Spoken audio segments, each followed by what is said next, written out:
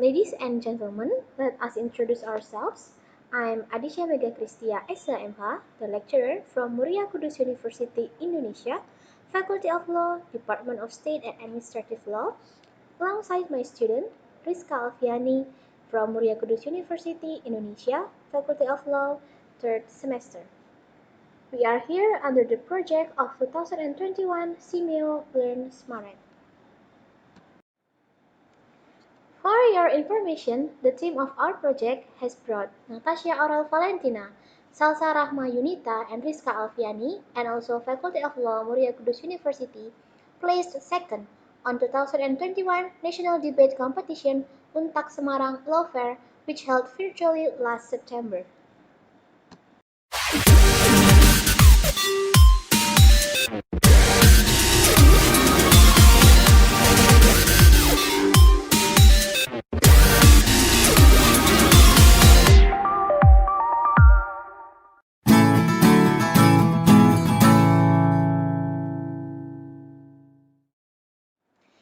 Ecum et bonum est ex legum. What is just and good is the law. According to the Black Law Dictionary, a precontractual is a contract that precludes a party from entering into comparable agreement with someone else, which means a precovenant is a covenant that includes one party to make a covenant that has a position comparable to the other party. Sociologically, social life will always intersect with the existence of law, both in public law and private law. One of them is in the form of covenant, where the covenant has become an important part of human life. Talking about the covenant, we cannot deny that there is a principle that underlies the covenant, namely the principle of binding the covenant, or pacta sunt servanda, which is accommodated in Article 1338, paragraph 1 of the Civil Code. As this principle explains, every person who makes a covenant contains a binding promise to the other parties.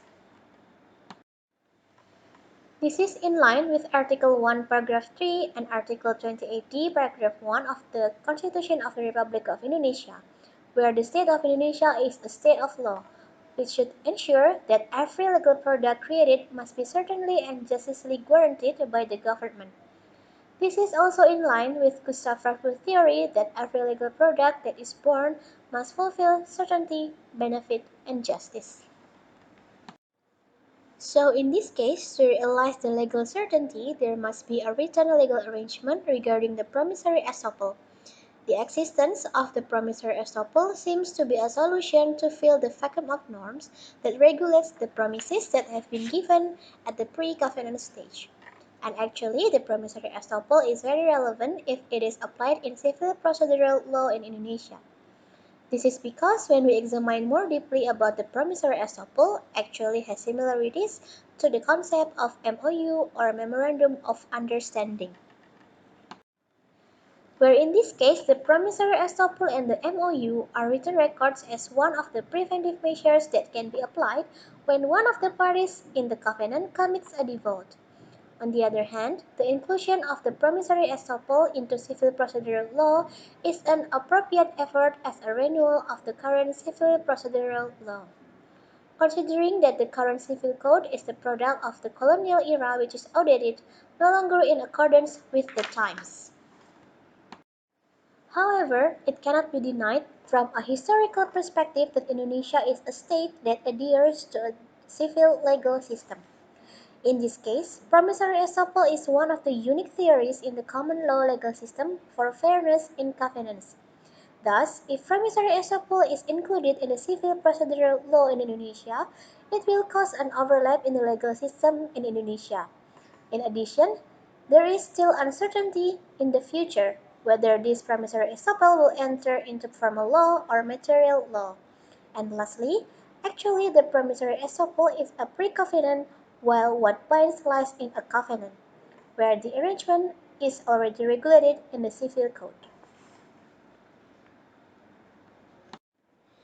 Therefore, in the midst of this confusion, a deeper explanation is needed along with the offer of a solution.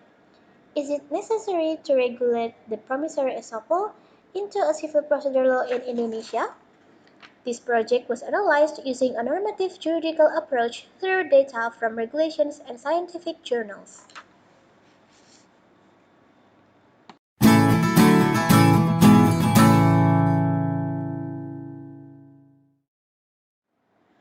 ubi societas ibius, where there is society, there is law. Basically, promissory estoppel is a product of common law legal system that is used at the pre-covenant stage to protect the parties who are doing the engagement. And promissory estoppel is something that determines the boundaries before the covenant is made. Indonesia state which adheres to a civil law legal system has not explicitly regulated the legal consequences of covenants at the pre-covenant stage. If there are parties who experience losses in the pre-covenant stage and file a lawsuit to the court, of course the lawsuit will not have legal force. Gustav Radbruch, in his legal theory, stated that the law must include justice, expediency, and certainty. The civil code and the laws and regulations related to covenants have not regulated the legal consequences of promises made at the pre-covenant stage. In fact, the limitations given at the pre-covenant stage are also a form of covenant that has been agreed by both parties, and there should be legal protection for this. Thus, we need to incorporate the promissory estoppel doctrine into the existing civil procedural law in Indonesia, because the current civil procedural law cannot keep up with the times, especially in terms of covenants. The existence of a vacuum of norms is not in accordance with the legal ideals of Indonesia, which in Article 1, Paragraph 3 of the Constitution, which states that the state of Indonesia is a legal state, implies that all life arrangement of the nation, society, and state is based on law. With the inclusion of the promissory estoppel arrangement in civil law in Indonesia, Indonesian citizens will also get legal certainty when they enter into an engagement even though they are still at the pre-covenant stage.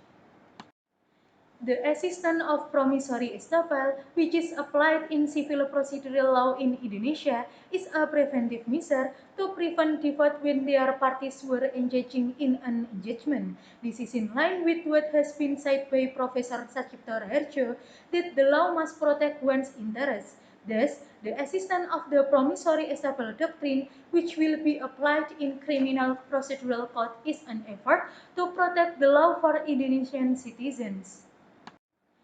In Article 1886 of the Civil Code, it is explained that the evidence consists of written evidence, evidence with witnesses, allegations, confessions, and oaths. Article 1886 of the Civil Code has stated that the first order of evidence is written evidence. It is clear that written evidence is the main and most important evidence at the stage of evidence in court.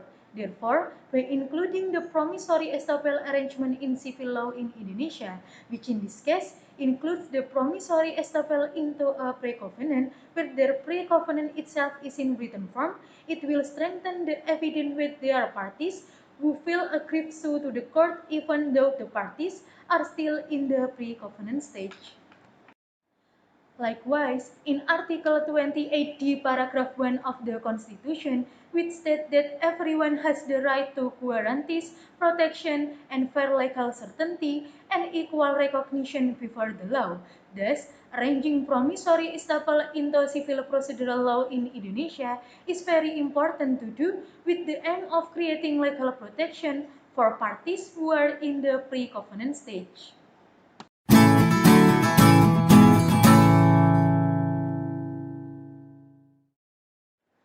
Lex nemini operatur inigum, nemini facit injurium. The law does not give injustice to anyone and does not do wrong to anyone. Aligned with historical constitution formulating Indonesia as a legal state or state, which has been accommodated in Article 1, Paragraph 3 of our Constitution, which in this case, every action of state officials and citizens must conform and comply with the law. One of the principles of the rule of law is the guarantee and protection of the rights of its citizens. However, when we look at it from a constitutional point of view, Article 28G, paragraph 2 of the Constitution expressly stated that in exercising their rights and freedoms, everyone is obliged and subject to the restrictions stipulated by law. In this case, a common thread can be drawn that the existence of promissory estoppel does not merely provide protection to the parties, but as a form of overprotective and unfounded concern between lawmakers and the parties to the engagement. In addition, if we look at Article 1338 of the Civil Code as a covenant is made legally valid according to the law for those who make it, it cannot be withdrawn other than by agreement of both parties or for reasons which are stated to be sufficient by law and must be implemented in good faith. In this case, we can see the existence of Article 1338 of the Civil Code has provided a clear and rigid formulation regarding the existence of a good faith that is required to be included in the clause of the covenant. Indeed, this is reinforced by Article 1320 of the Civil Code as stated by the existence of four valid conditions for the covenant consisting of agreeing those who bind themselves, the ability to make an engagement, and certain things and a lawful cause. With this basis, withdrawn from a constitutional point of view, the article has fulfilled the element of legal protection and justice for the parties to the engagement. As in this case, if we look deeper, the existence of promissory estoppel will actually damage and destroy the existing legal order in Indonesia. It is strengthened with the opinion of Herman Rajaguguk, which states that charged in a memorandum of understanding to be poured back into the covenant in order to be binding. The position of the promissory estoppel will actually negate the position of the engagement that already exists in the civil code, which has been in effect until now. That is, the concept of promissory estoppel is a thing that is premature when incorporated in the legal system in Indonesia. It will bring an overlapping, overregulated, and do not be a solid basis for whether promissory estoppel is included in the civil procedural law in Indonesia. If basically, promissory estoppel cannot guarantee the existence of legal certainty.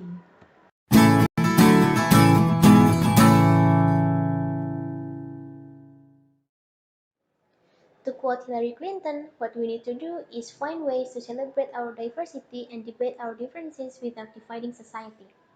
It is very necessary to regulate the promissory estoppel into civil code because there is still a void of norms governing covenants at the pre-covenant stage, so that a renewal is needed in the current civil code, considering that the civil code from the colonial era that is outdated and not in accordance with the times is still used. In addition, the promissory estoppel as a written record has a strong legal certainty as a preventive measure if one of the parties in the covenant commits an achievement and failure. Meanwhile, there is also a possibility for a promissory estoppel regulation to be not used in civil procedural law in Indonesia, because there will be overlapping legal systems where Indonesia adheres to civil law legal system, while the promissory estoppel doctrine is a unique theory of the common law legal system. And lastly, that the arrangement of covenant has been accommodated in the civil code.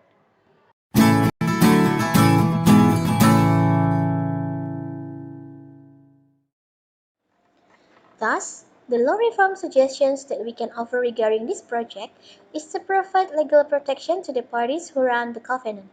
The government should immediately update the civil procedural law and clarify the provisions of the article that regulates evidence.